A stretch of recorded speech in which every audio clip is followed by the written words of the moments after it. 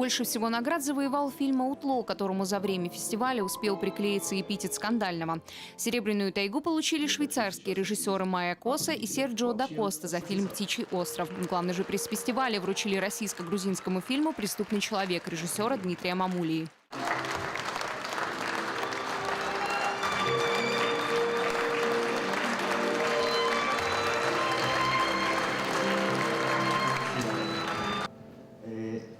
No estaba a la espera de que pasara, por tanto, muy brevemente agradecer en primer lugar al festival y a la organización.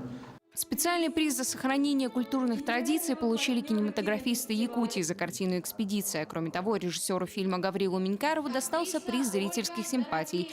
Вышедшая получать за него награду актриса настолько соскучилась по родному краю, что решила спеть.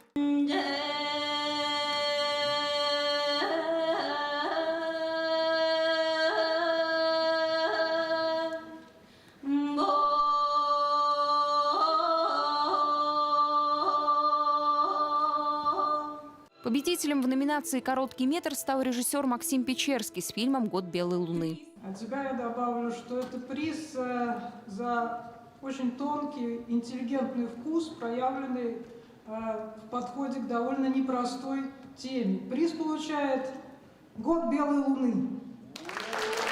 Очень приятно. Я бы хотел сказать спасибо моему оператору Лизе Поповой.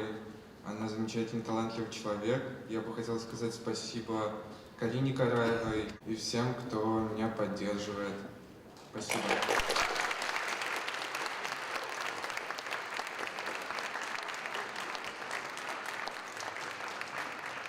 Еще один приз за лучший короткометражный дебют получил работа молодого дизайнера Кирилла Хачатурова. Его анимацию признали одной из самых оригинальных на конкурсе. Наверное, как, в принципе, и сама анимация странная, так и ощущения мои тоже странные. Спасибо вам большое, спасибо фестивалю «Дух огня». Кинематограф, как и всякое искусство, разбираясь с настоящим и прошлым, все же смотрит в будущее, считает президент кинофестиваля Сергей Соловьев. Фестиваль еще не испустил свой дух. В этом году он порадовал гостей VR-программой и сериалами.